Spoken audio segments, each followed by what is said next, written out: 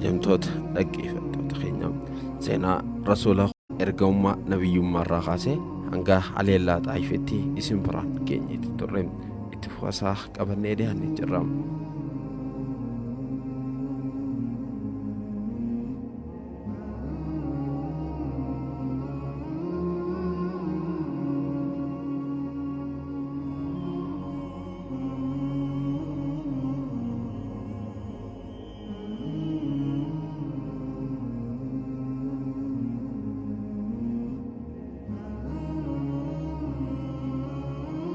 ergamaan rahmata Muhammadul Amiin miidhaa mushrikoonni Makkaa musliimoota irraan ga'een irraa kan ka'e dahoo barbaada imala gama Xaayif godhan milkaa'uu dhabuu isaaniitiin gama Makkaa deebi'an. Osoo baay'ee hin turin yeroon hajjii geesse. Yeroo hajjitti kan bara Nabiyullah Ibrahim alayhi salaam irraa as dhufe waan qabaniif gosoonni Arabaa baay'een guutuu Arabiyaa irraa gama Makkaa ni imalan ture. Kun immoo nabiyyi ergama kallattii jireenya ilma namaa agarsiisuu qabatee ergameef carraa guddaadha. Nabi Muhammad sallallahu alaihi wasallam gama iddoo itti namoonni walitti qabaman hundaatti deemuudhaan yaa ilmaan namaa rabbi malee rabbiin biraa hin jiru jaa ni baraaramtan. Ergamaa rabbii tahuu koo ragaa ba'a hoggaasan addunyaattis aakhiraattis ni milkooyta jechuudhaan yaamicha dhiyeessuu itti yeroo kanatti rasuulli garee gosa Khazraj kan Yasrib yookaan Madiinaa irraa sirna hajjii raawwachuudhaaf dhufan arguudhaan yaamicha gama rabbii isaaniif taasisan. Haalaa fi amala gaariin da'awaa godhaa aayatoota Qur'aanaa isaan irratti qara'an. Namoonni kun kitaaba Muusaa irratti Tawraat sirriitti kan beekan waan ta'eef gaafa tokko Khaatimun Nabiyyiin yookaan goolabbiin nabiyyootaa ifa addunyaa tana qabate baliyyan Yahuudotaa kan tahan Araboota irraa akka ergamu ni beekan. Mallattoolee nabiyyii maayyii tan Tawraat irratti baratan amma nama kana irratti argaati jira. Ifa addunyaa inni qabatee ergamus Qur'aana rabbii dhagayaati jira. Miseensonni gosa Khazraj kun nabiyyiin maayyii eeggamaa ture Muhammadul Amiin sallallahu alaihi wasallam tahuu isaa hubatanii ergamaa rabbii tahuu ragaa bahan. Islaamummaa ifatti qeebalan. Nabiyyi barkaa kan osoo tokko isaan hin dursin fudhatanii biyya isaaniitti galuudhaaf murteessan. Nabiyyiin sallallahu alaihi wasallam godaansa kanaaf akka haala mijeessuu fi namoota Madiinaa kanaafan akka gama amantii Islaamaa yaamaniif Muusaa ibn Umayr bakka bu'aa yookaan ambaasaaddara Islaamaa godhanii gama Madiinaa ergan. Guyyoota muraasa keessatti oduun nabiyyichaa jiraattota magaalaa wal ga'e. Namoonni hundi nabiyyi kabajamaa kana ijaan arguudhaaf dharra'an.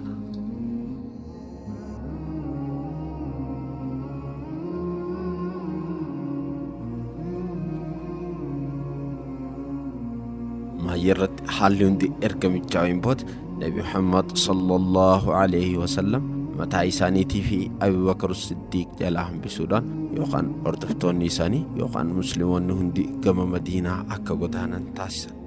Kana kan dhageen mushrikoonni Qureeshii garmalee aaranii mana Qusay ibn Kilaabitti walgahii hatattamaa ta'an. Walgahii tana irratti yaadota baay'ee eegee kan hidhaniin booda tarkaanfii maayyiitii fi isii hamtuu taate fudhachuudhaaf walii galan. Ifaa Islaamaa dhaamsuudhaaf furmaanni tokkichi Muhammadul Amiin ajjeesuu qabna jedhan. Furmaanni tokkichi Muhammadul Amiin ajjeesuu qofa jedhanii murteessan.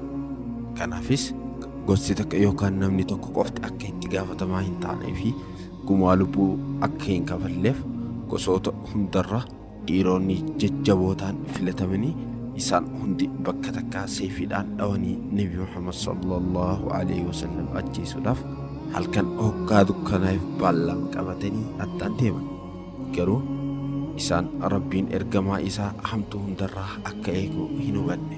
Akkuma walgahii isaanii xumuraniin Jibriil alayhi salaam gama ergamaa rahmataa dhufe hatattamaan Makka gallakkisanii akka keessaa waan ajaje. Nabi Muhammad sallallahu alaihi wasallam guyyuma san hiriyaa isaanii yeroo mara Abu Bakr radiyallahu anhu liin magaalaa handhuura yookaan dhaloota isaanii Makkatul Mukarramaa dhiisanii godaansaaf gama Madiinaa bahan.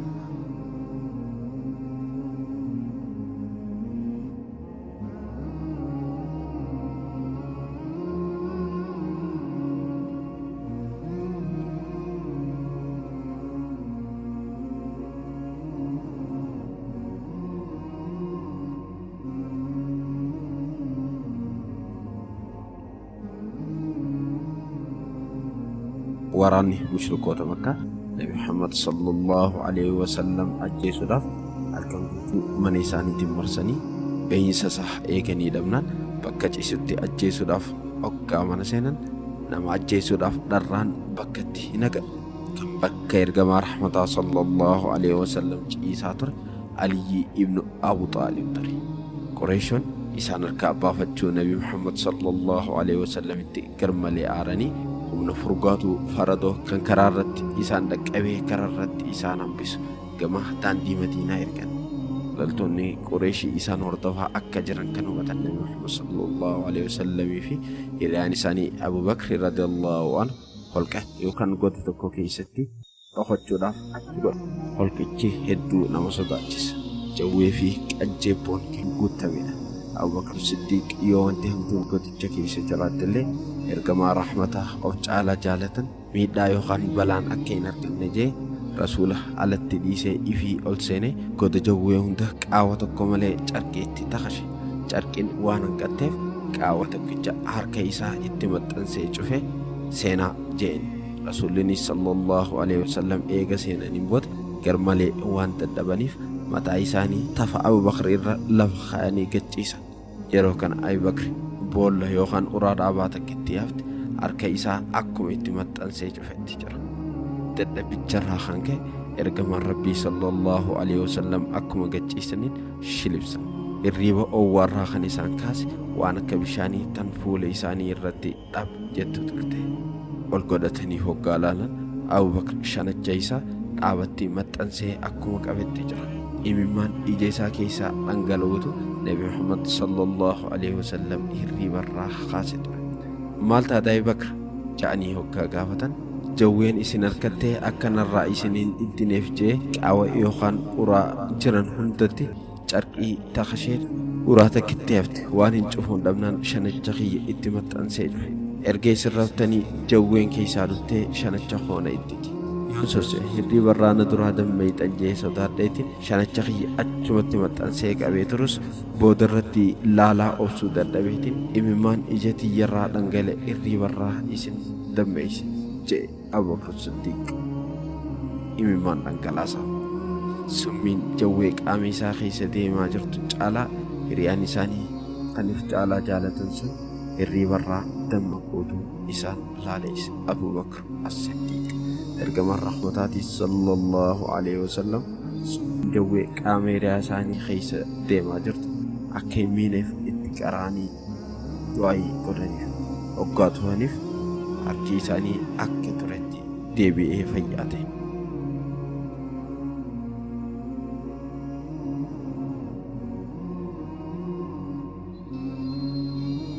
Haalli holqa keessa karree fi simbiraan keenya hoggaa ta'u gama alaatiinis loltoonni faradoolee warra Qurayshii holqicha gubbaa yookaan isaan cinaa dhufanii ijaan barbaadanis Rabbiin ija isaanii irratti golgoo waan mareef nama isaan bira jiru ijaan arguu dadhabanii gama Makkaa deebi'an. Hiriyoottan lamaanis qalbii tasgabbiitiin godaa bahanii amna isaanii itti fufan.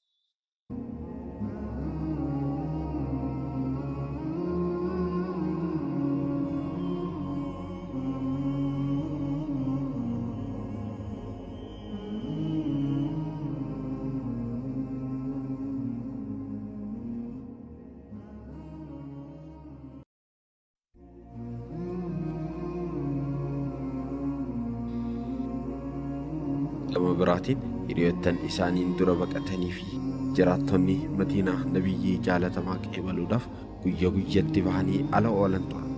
Ergamaan rahmataatii fi hiriyaan isaanii guyyaa eegamee ol turuun isaanii waan hedduu yaachisee qalbiin namoota hundaa fannifamtee jirti.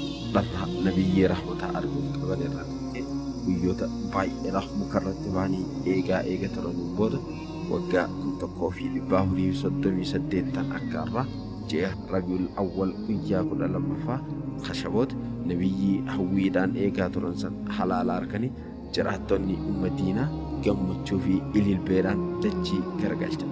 Godaansi nabiyyii rahmataa sallallahu alaihi wasallam jiraattonni Madiinaa kunis طلع البدر علينا جعني سمعنا. طلع البدر علينا من ثنيات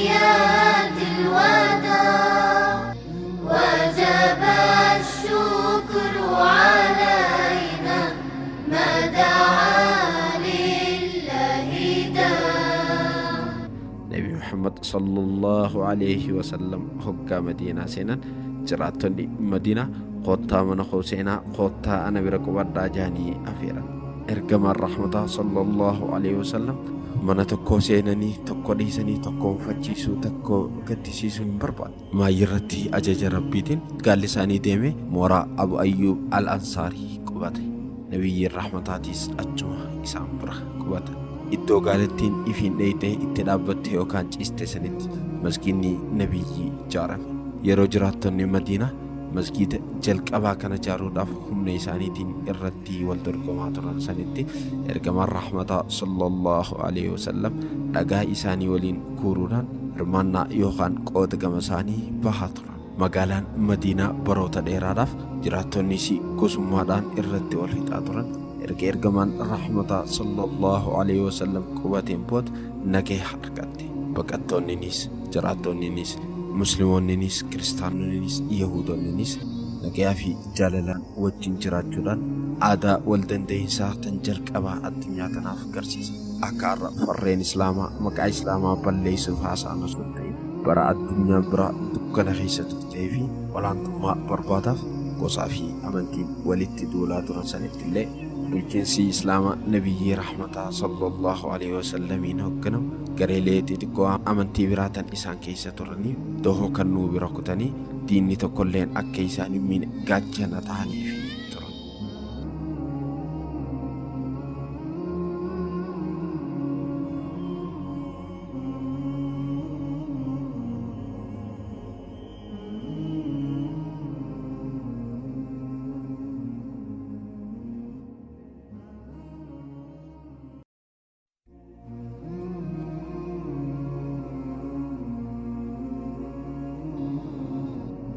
Gama biraatiin mushrikoonni Makkaa qubachuu godaantotaa hokkaa dhageen qabeenya musliimotaa Makkarraa gamas godaananii hundatti saaman. Qabeenya saamame kana bakka buufachuu yookaan deebifachuuf jecha ajaja nabiyyiitiin loltoonni muslimaa 340 jiila daldala Qurayshataa kan hoggansa Abu Sufyaaniin meeshaa bitee Shaamirraa gama Makkaa deebi'uu afaan ba'an.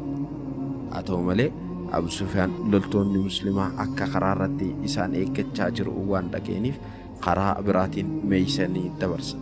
Durilleen Qurayshii yaalii muslimootaa hoggaa dhageen jiilli daldala isaanii jalaa miliqulleen carraa kanatti fayyadamuudhaan muslimoota waraanuudhaaf loltoota 1,000 gama Madiinaa ergan. Loltoonni muslimaa 340 ta'u iddoo Badr jedhamutti isaan eeggatan. Bara Hijiraa lammaffaa ji'a Ramadaanaa guyyaa 17 lolli Badrii gaggeeffame. Lakkoofsi mushrikootaa fi mu'mintootaa kan waliin madaalle ta'us lola hadhaawaa gaggeeffame booda maayii irratti injifannoon tan abbaa haqaa muslimootaa taate. Lola kana irratti matootiin mushrikootaa ergamaa rabbii sallallahu alaihi wasallam rakkisaa turan. Kan akka Abu Jahl ni ajjeefaman. Muslimootarraa namni 14 hoggaa wareegaman, mushrikootarraa 70 ajjeefamanii 70 booji'aman.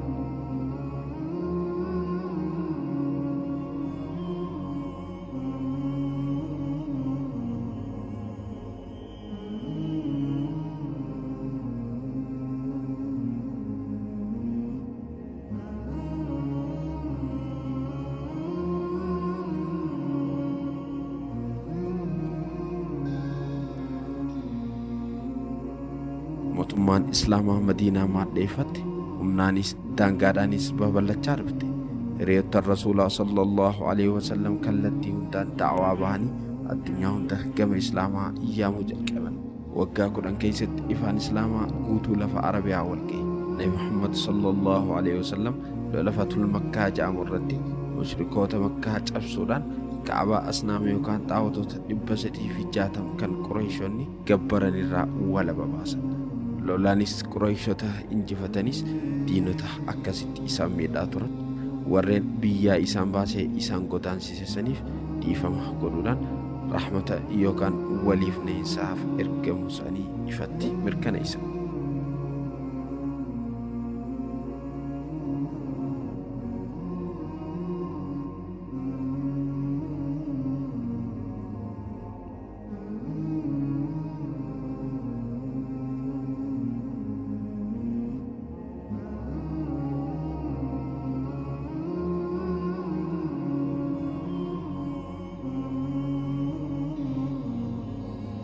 baruma kana ture ergamaan rahmataa Muhammadul Amiin sallallahu alaihi wasallam akkuma hajji godhanii Madiinaatti deebi'anii xiqqoo turaniin dhukkubsatan. Sahaboonni isaanii haala fayyaa nabiyyichaatiif garmalee rakkatan. Isaan hundi osoo nabiyyiin isaanii fayyaa isaanii ta'e bakkee isaanii fi dhukkubsatan. Intalti isaanii Faatimaan cimina rakkoo isaan irra gahaa jirtu argitee garaatti dadhabde wayi abbaan koo cinqame jettee bochi. Nabiyyichini sallallahu alaihi wasallam akkana jedhe, har'aan booda abbaa kee irra cinqiin takka illee hin jirtu. Hassanii fi Huseeniif itti aamanii isaan lachuu dhungatan. Akkasumatti ammas maatii isaanii hunda walitti yaamuudhaan isaan gorsan. Achumaan dhukkubni itti cimee dabaluu eegale. Summiin barootaan dura Khaybaritti Yahudoonni nyaachisanii turan waan keessatti ka'eef ciminni laalaa itti dhaga'amuu eegale. Ergamaan Rabbii sallallahu alaihi wasallam akkuma laaffatanii Aishaa radiyallahu anhaa gara qoma isaaniitti hirkifatan. Fuula isaanii dura weelkaa yookaan qabduu bishaan keessa jirtutu ture waan ta'eef harka isaanii lamaan bishaan keessa kaa'anii akkana jechaa fuula isaaniitti haqatan. Dhugaan gabbaramaan Rabbi malee jiru dhugumatti tuuti hadhaa baay'ee qabdi. San booda harka isaanii yookiin quba isaanii ol fuudhanii ija isaaniitis gara gombisaa manaatti ol kaasanii dhiigiin isaanii lamaan sochoonan Aishaan isaanii akkana jiru dhaga'e. Warreen Rabbiin isaan irratti qananii wajjin anaa godha. Isaan sun nabiyyoota, namoota amantii dhugoomsanii, wareegamtoota karaa Rabbiitii fi warreen toltoo hojjetan irraa kan ta'anidha. Yaa Rabbi naaf araarami, rahmata naaf godhi, garee olaanaa ta'anitti na dhaqqabsiisi. Yaa Rabbi olaanaatti na dhaqqabsiisi. Dhumarratti jecha boodaa kan du'aayisan yeroo sadii akkuma irra deebi'aniin ruuhin isaan keessaa baanaan harki isaanii walirratti deebi'e. Achumaan ollaa olaanaa ta'etti dhaqqaban. Guyyaan sun hijiraa bara 11ffaa guyyaa akka dhalatanii ji'a Rabiul Awwal irraa guyyaa isniinaa kan 12ffaa hoggaa ta'u guyyaa sanitti umriin isaanii waggaa 63 ture. Muhammadul Amiin sallallahu alaihi wasallam gara akhiraa irraa hin hafnetti godaana.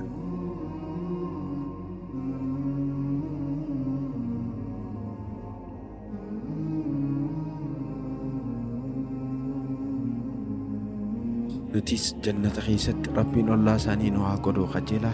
Sagantaan seenaa nabiyyi rahmataa kutaa 4 wal faana isinii dhiyeessaa ture asirratti raawwadha.